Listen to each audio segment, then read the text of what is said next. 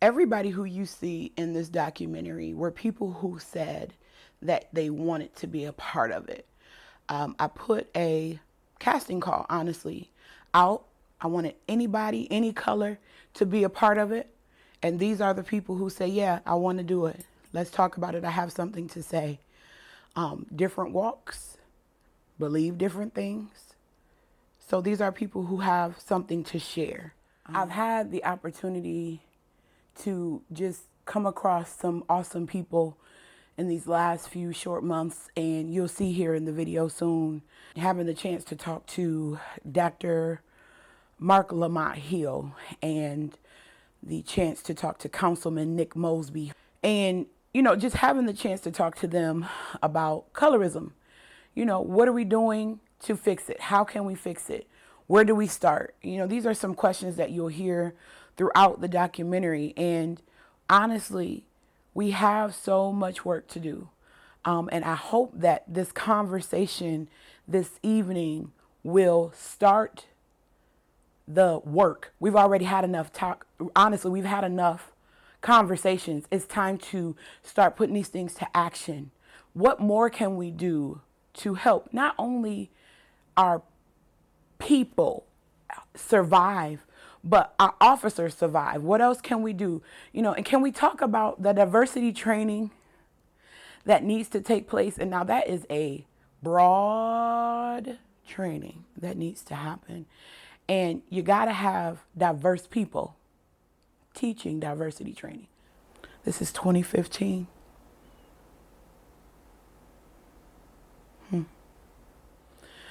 Ladies and gentlemen, skin, born with it.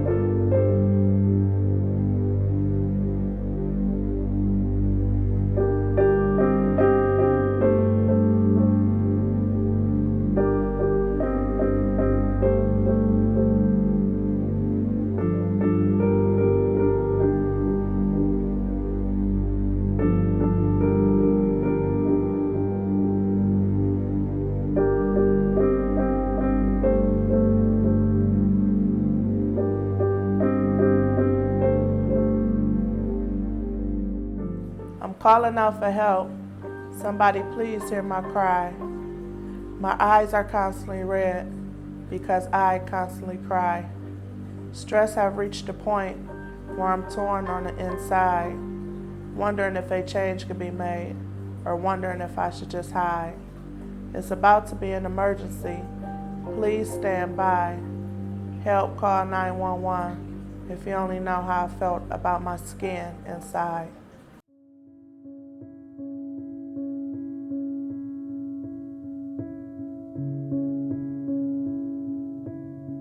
Hello, my name is Latasha Harris, and I am a holistic healthcare practitioner.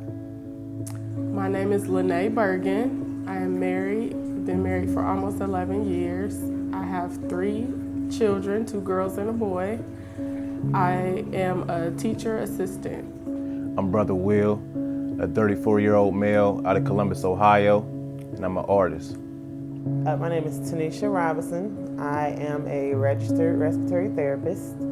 I've been doing that for a little over 5.5, 6 years almost. I'm a mother, I'm a wife. So my name is Derek Alexander. I'm the owner and founder of Hope Fitness Academy, located on the west side of Columbus. I am involved in youth fitness, youth mentoring, youth training, youth leadership. I want to give back to the community. I want to help these young men of all races and colors to have a better life, better opportunity, more chances. I'm Alicia Fitzgerald, and I am a bus operator. I have 2 children, a 21-year-old son and a 14-year-old daughter. My name is Michelle Gibson from Columbus, Ohio, and I own a cleaning franchise. My name is Marshall Shorts. I am creative in chief of Solo Theory Creative. It is a branding, design, advertising, strategy, and creative agency. I'm Pastor Darren Thomas. I pastor Rebirth Worship Center in Columbus, Ohio.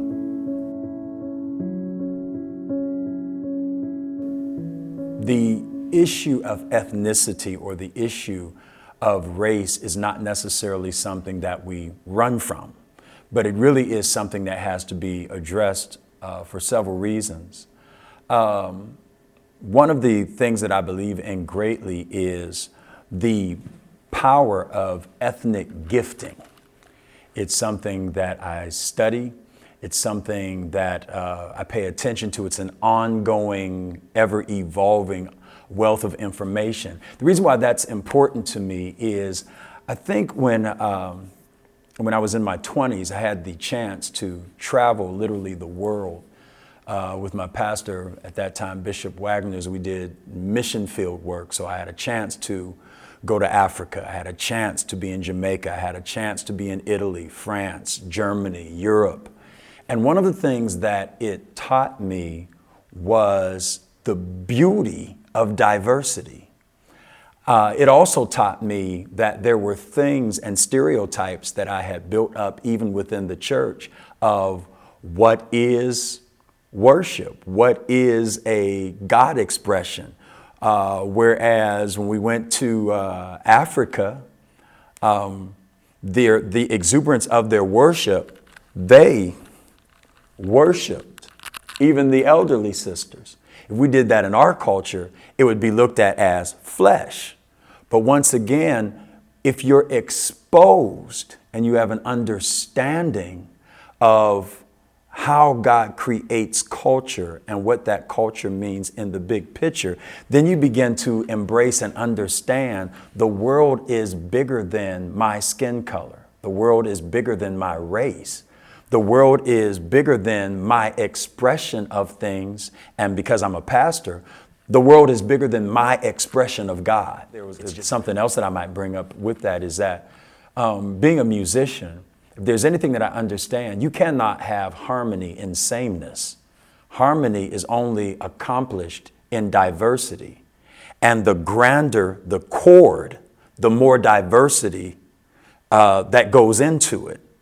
If you just want everything to sound like you, look like you, it's not a pretty song. It has its place.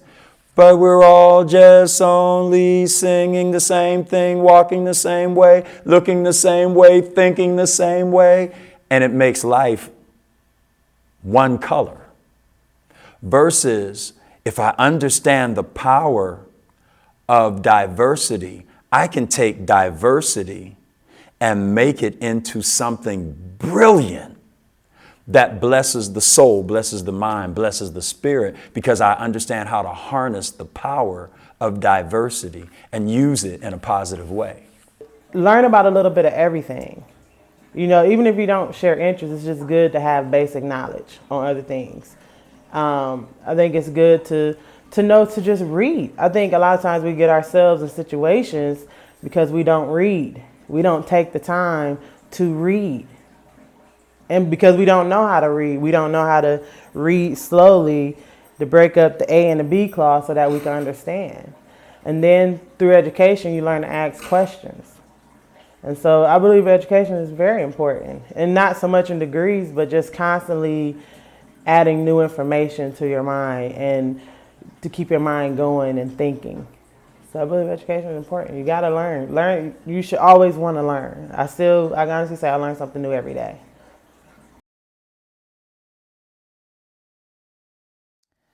I have had some experiences of not feeling like I fit in with,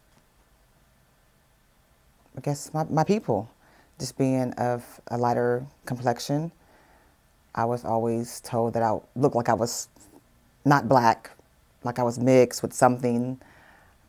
And black people kind of like shunned me for a while, and white people kind of like, you're not white, so kind of into a group all to myself. Well, it made me not want to be black. It definitely did. There was definitely situations where, not knowing for sure as a teenager, is it because I look different from you, or is it because I think a certain way, where your opinion about me is keeping you from wanting to be my friend? Whether it's like, oh, well, she's light skinned, she thinks she's cute. No, you think I'm cute. I mean, hey, that's your opinion. You haven't had a chance to get to know me better to know if I think I'm cute or not.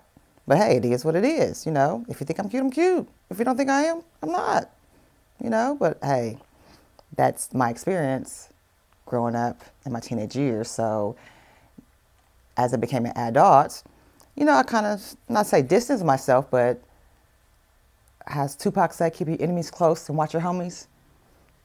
I had to kind of keep an eye out for who said they were my friend. Like I was saying, that's one of my best sayings: never judge a book by its cover.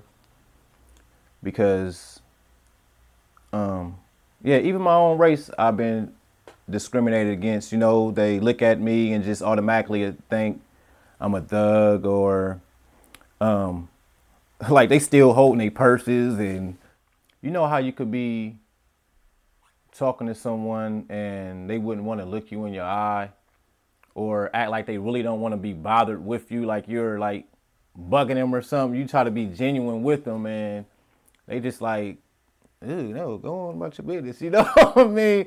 It used to hurt my feelings, but now I just get over it, especially if I have a genuine heart. But a lot of people don't want to give you a chance because the way that you look. I've dealt with the discrimination on my job, because before I started a cleaning company, I was a registered nurse. And working in hospitals and nursing homes, and sometimes I was the senior nurse there and the only African American in the nursing facility. And the residents, as we call them, some clients, would say, you can't help me. You need to go get the supervisor. And call me the N-word. And saying, you need to get somebody in here that can help me. Who's your boss? And I would go, sir, I am the boss. And he would be highly upset. And says, well, I need my medicine and I need that. And I said, guess what? I'm the only one who can do it. I said, but I tell you what, you won't have your medicine tonight since you refusing to, service from me, and I will make sure that's written. So, that's one form. So as being in an authoritative position and having older Caucasians not wanting me to give them service, and it was a part of my career path, my job, just because of the color of my skin. And one thing I did tell them, I said, you know what, if you needed someone to save your life, guess what? I'm it. I'm the one that's going to lead that code to make sure you live. Do you really want to keep calling me this N-word? And he didn't get it. So I just wrote it up, called another nurse to come in, at least so he would get his medicine, so he would continue on. But it really hurt me. I said, here I am in a helping profession, and this man is refusing to take his medicine because of the color of my skin. They will never understand, because they've never been in the position that we are in as Black people. You have racism, and then you have discrimination. You have racial discrimination, which is a lot of times what we see when we hear somebody say, well, this white person called me a nigga. Well, okay, you know what I mean? Like, I don't necessarily get up in arms about that, because I understand, like, that person don't ever have to call me a nigga to be racist, you know what I mean? But that is a form of racial discrimination, and anybody can discriminate. But racism is a socio-political order that, props another group to be able to oppress and overpower another group to the point where they're able to enslave. So that part of it, I wanted to touch on. And then, and there has never been a social order whereby which black people could do that to white people systematically. Meaning we've never had the collective power to oppress white people in the United States of America. We've always been the oppressed. We didn't create these systems. We did not create the laws and the things that, we abide by, and we can't. Racism is a power construct. So now, black people can racially discriminate. That we can do, and that is wrong. So treating anybody differently or treating them anybody less than because of the color of their skin is wrong. Today we lose roles because, once again, there's this sense of conformity instead of compatibility. Compatibility means I keep my identity and we work together, but I don't have to be like you in order to do my job. Instead of conformity being I'm going to be just like you, morph into you. If you notice, many people who might be watching this video, you see me today, and my goatee and my hair is gray. Technically, I have been coloring my hair since forever because I've been gray since junior high school. But the reality of it is going into 2015, I needed to jump my role to the next level. I no longer want to look like I'm 5 years younger or 10 years younger. It's going to work against my role. I earned this wisdom. I earned this life. So instead of covering it up, let me wear it like a crown of glory so that I understand I am no longer a son, I'm a father. And by that I mean whether it's in Christendom, whether it's in life itself, I'm a father. I'm not just a son. And so sometimes I feel like we're missing role distinction. We need grandmothers and grandfathers that are not trying to run around and be fathers and mothers. We need a grandmother who knows how to be sharp without going to shop at the same store to put on the same miniskirt as her daughter or granddaughter. We need a grandmother who understands. My grandmother went through some things in life that I didn't even find out about until later. I didn't even know my grandmother had been divorced until I don't even know when it was, because she knew how to handle her role. Today, I think we live so much, there's so much keeping it 100 that we're really making everything a zero because it's too much information. There comes a time when you have to be who you are and understand you have a responsibility to pour into your family. And so I know perhaps I've said a lot, it's a broad question, it's a broad answer, but I think if I was going to say one thing that spoke to at least the basis of it is we need individuals who understand their role and they need to live their role no matter what age they are. I don't care if you're a grandmother at 32. Get the concept of the role, get the concept of the model. If you get that concept, age really has nothing to do with it. It's the mentality. It's the responsibility that goes with it. That's what you get. That's what you live out. And then again, we need to pass on oral history, oral customs, if you will, things that we have let go of that has changed, particularly how the African American community lives. What we as African American women aren't doing, we're not correcting our young men when we see them in error, where we're just turning our head, we're not standing up, demanding respect. Because if you let African young man disrespect you in your presence with the B words and the H words and everything else and not correct him, he's going to think it's okay. But when I hear it go, oh, wait a minute, what does that mean? Can you explain that?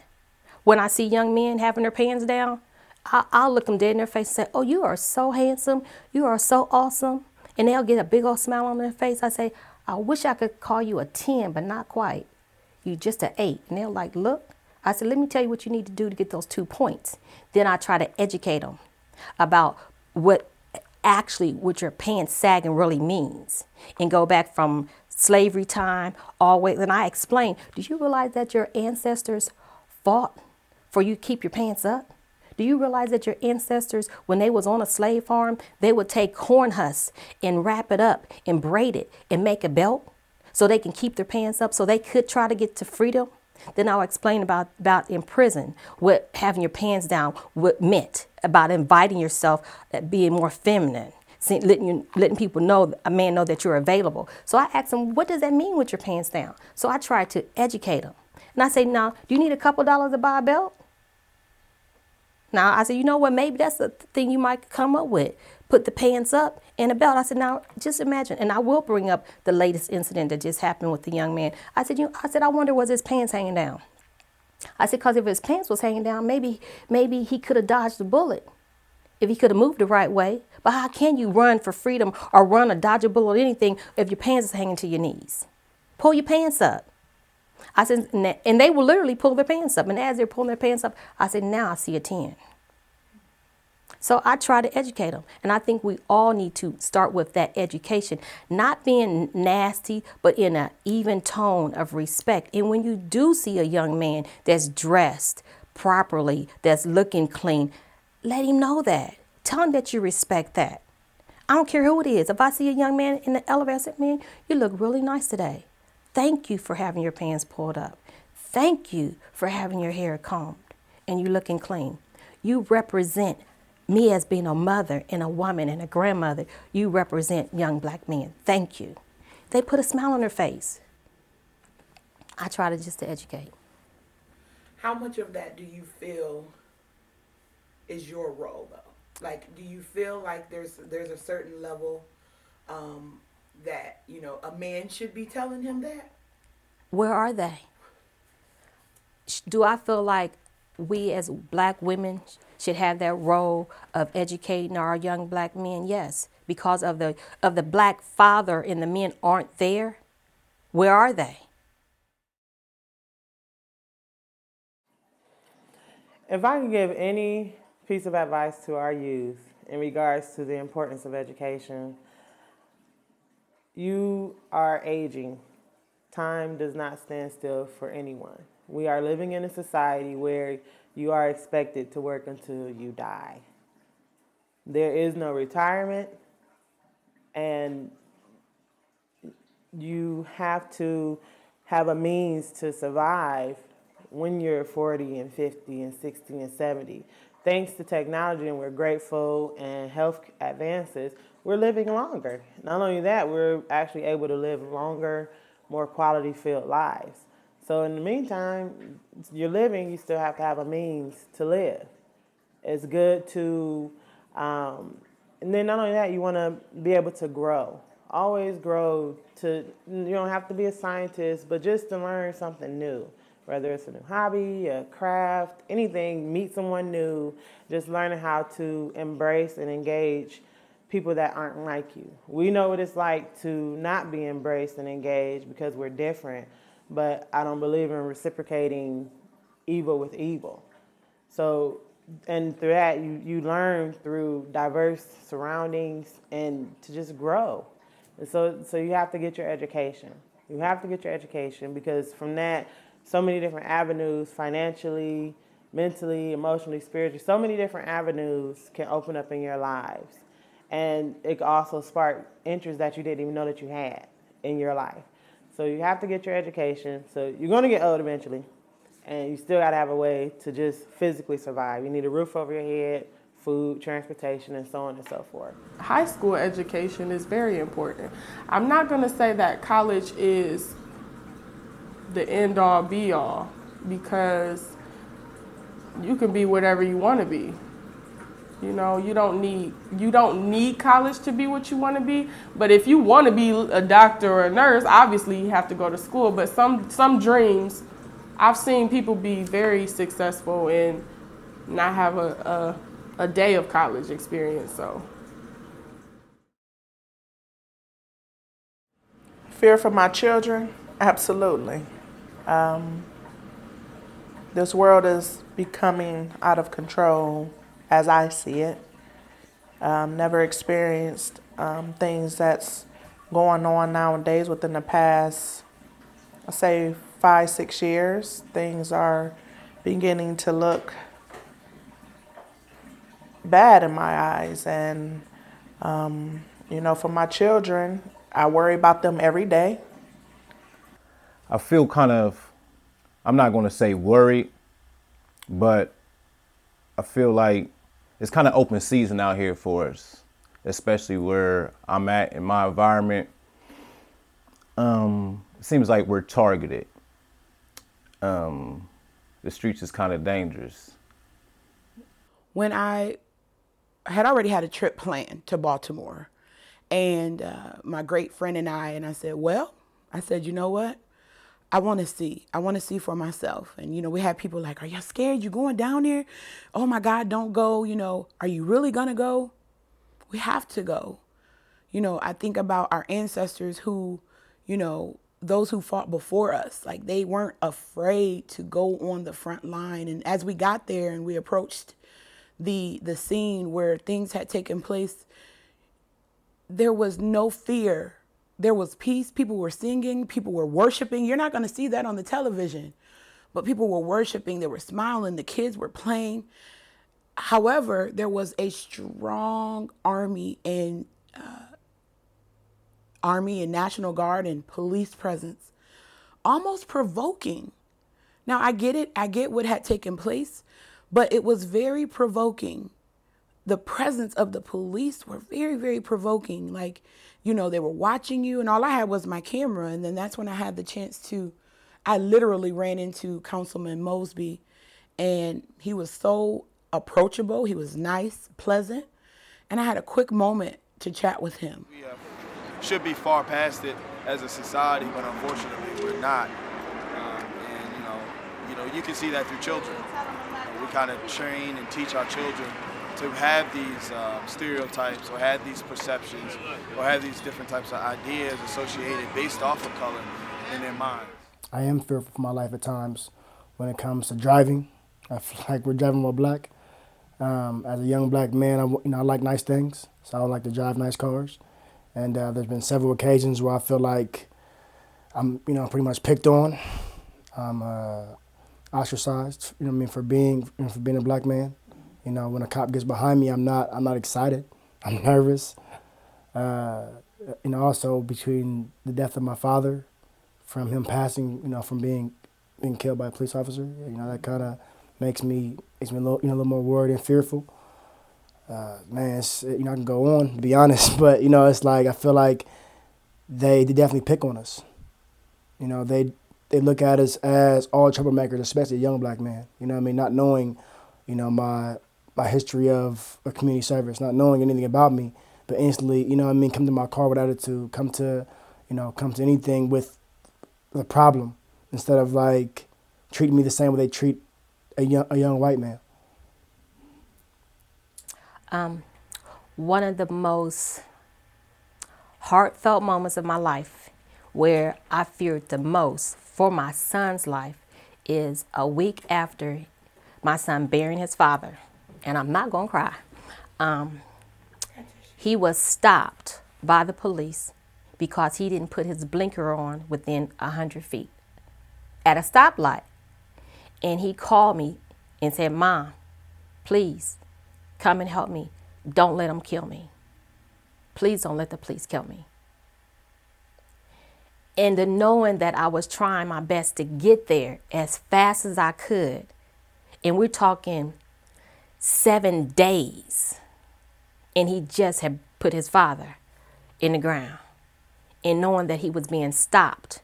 And when I got to the scene, to see him sitting out there And they had dogs around his car, everything. And I'm up here asking them, why would you stop my son? And they almost demanded me to get back in the car. And I'm like, no, that's my child. You need to talk to me. Tell me what happened. And they said, well, he didn't put his blinker on within 100 feet before he was going to make a turn. I said, can't somebody make up their mind if they're going to go straight, turn left, turn right? So you tell, I was so trying to keep it emotionally together. And it was always because he was driving while he was black, but the heart and the emotion that he had in his voice of knowing that his father just lost his life because he didn't want to leave his home,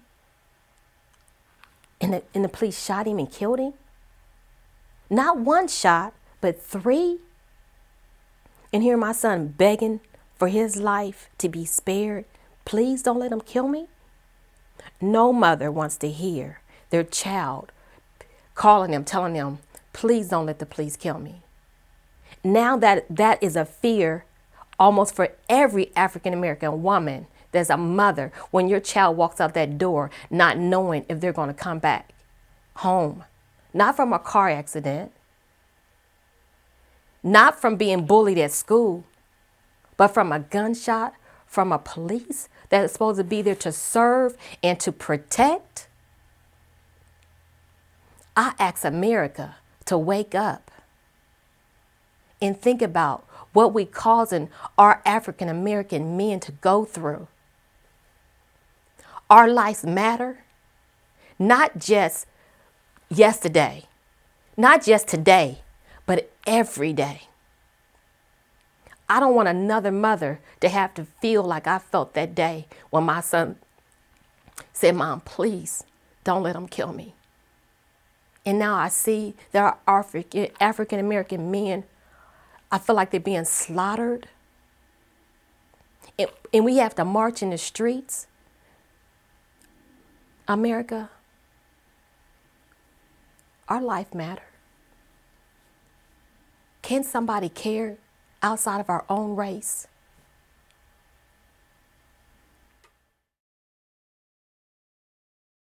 Where do we start teaching our youth how to deal with where we're living in today? I think one of the most important things is to start early and young. Here we go. You know, we have an obsession with color in this country. Our obsession with color in this country isn't just white people, it's also black people. It's not just external, it's internal. And so from the moment we have a baby in our arms and we talk about whether it's got good hair or not and whether or not it has pretty skin, we're already beginning an educational process that only gets intensified through the media, only gets intensified through billboards and mannequins, only gets intensified through our dating choices and through the dating choices of the people we care about and love and respect. If everybody we love finds the lightest person they can find, that makes it an important narrative. But we also have to be mindful and important not to stigmatize any quarter of our community, because it's not as if light-skinned folk have it easy. There's a unique set of challenges and issues and struggles that people of lighter hues also have to wrestle with. It's not the same, and I don't want to ever understate the power of white supremacy in normalizing and humanizing lighter skin at the expense of darker skin. But it's not as simple as saying we need to all find some dark folk. Right. You know? Changing how we parent children, and then getting some parents who have been through it and get it to mentor parents so that we can change the dynamic as a whole. There's something to, and I don't want to make everything preachy, but if you think of, there's a reality to when God let the generation of adults who had rebelled against him in the wilderness, he let them die out. Because sometimes the best way is you've got to let the strain that's present die out and build again. And so he starts with the younger generation who knew not God nor the works that he had done in Israel, but they were still prime candidates because even though they didn't have the knowledge, they also hadn't been tainted. So if I was going to do anything, in addition to what we're attempting to do, even in our church, so it's not just, some of it is practical because we're trying to apply it, so it's not just theoretic. But going in and changing the dynamic of how we parent. If we parent the child differently from a baby, it makes a different adolescent, it makes a different teenager. When we say change how we parent, all of it isn't just do what I say, slap and rule. Some of it is rules, some of it is discipline, but some of it is mentality. Be upholding citizens, first and foremost. I feel like at the end of the day, they're going to have opportunity to make mistakes. They're going to mess up. They're going to get picked on. But if I can show them how to walk, how to talk, a certain look, certain things to say to police officers, then I feel like they have a better chance, to be successful. A lot of my friends that I grew up with, when a cop comes around, they have attitude, they're aggressive, And I feel like that's hurting their chances, to survive. So if I can teach my young black men to, almost learn how to communicate better, with me growing up in the suburbs, I had the opportunity of being around a lot of white folks. So I was able to learn their lingo, and I kind of passed that off to my nephews and to whoever else, So if I can teach them, say, listen, man, when a cop walks up, we don't have attitude. You say, yes, sir. So we gotta be polite.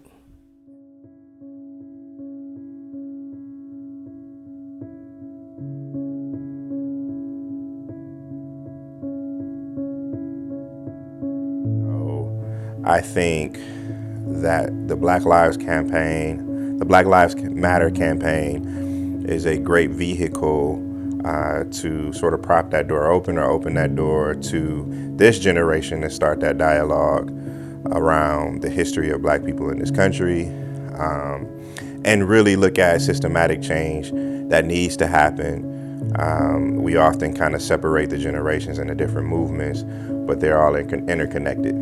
Every day I'm concerned, will my son make it back home? Will he make it safe? Is he gonna be a random drive-by, not from an African American, but from the police, just because they thought he didn't put his blinker on right. They thought he reached for a gun. I'm concerned a lot. Now, I can't sit and have a dialogue with every child in America, no. But for the ones that are within that are within my reach, I could try and pour into them as much as I can.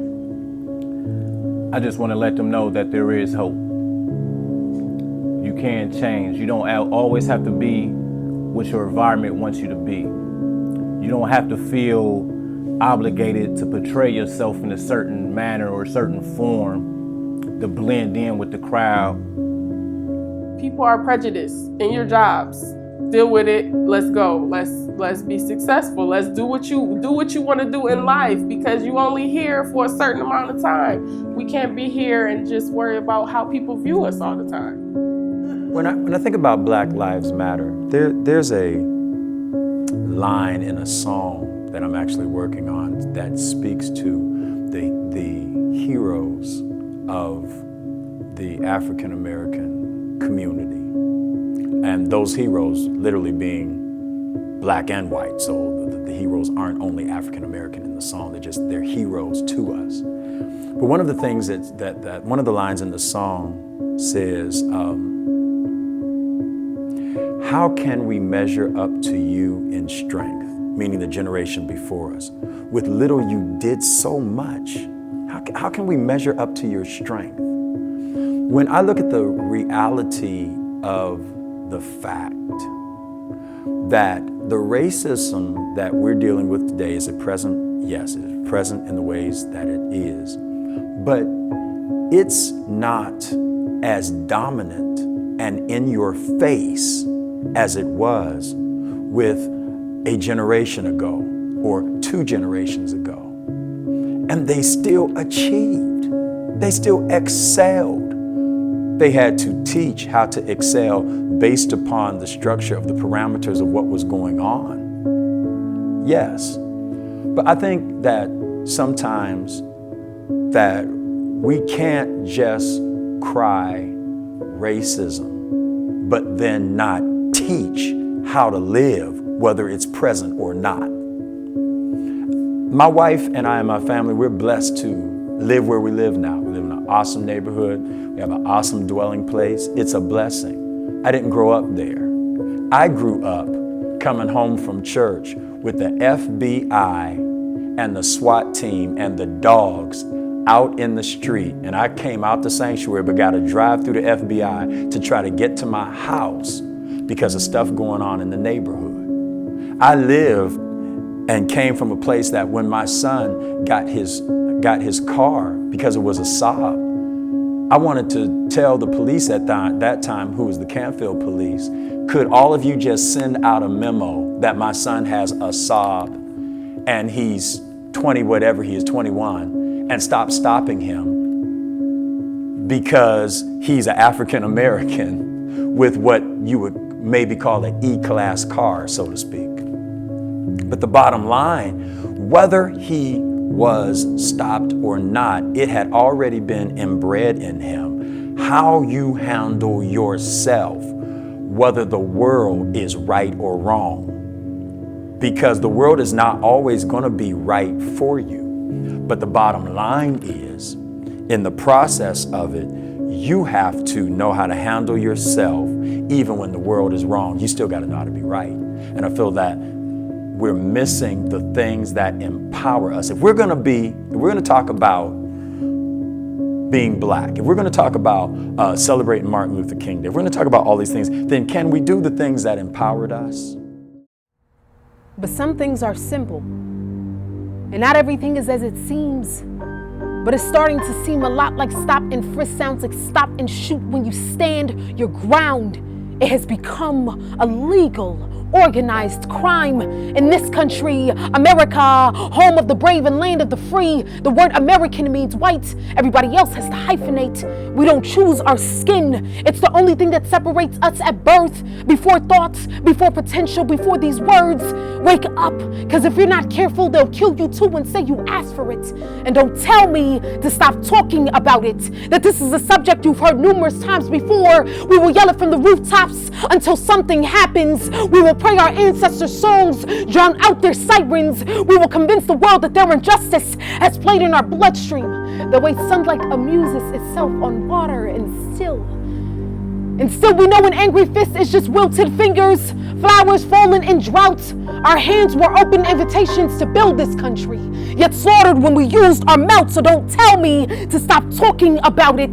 This is a war on black bodies, the bodies of Renisha McBride, Marissa Alexander, Michael Giles, Troy Davis, Sean Bell, Amadou Diallo, Oscar Grant III, Jonathan Farrell, Sandra Bland, Freddie Gray, John Crawford, Tamir Rice, Eric Gardner, Mike Brown, Trayvon Martin. It would be important to you too if your sons were the targets. My main point is this: young black men, I cry for you. In society, you've lied to him. With every tighter grasp of your handbag as he walks by, every confused furrowed eyebrow when you saw him in a black hoodie, every extended scrutinization of his paperwork as he adjusted himself nervously in your interview seats, every impersonation of a musician and an athlete as all he should aim to be and more, you lied. You are more than a rap song in a prison cell, black boy. You are the booming populace of the Yoruba people. You are the dark-skinned schoolboy still dreaming. You are Martin Luther King's contribution to this world. Where your obliteration was once desperately sought out, your fathers fought, and so you still stand in all your glory.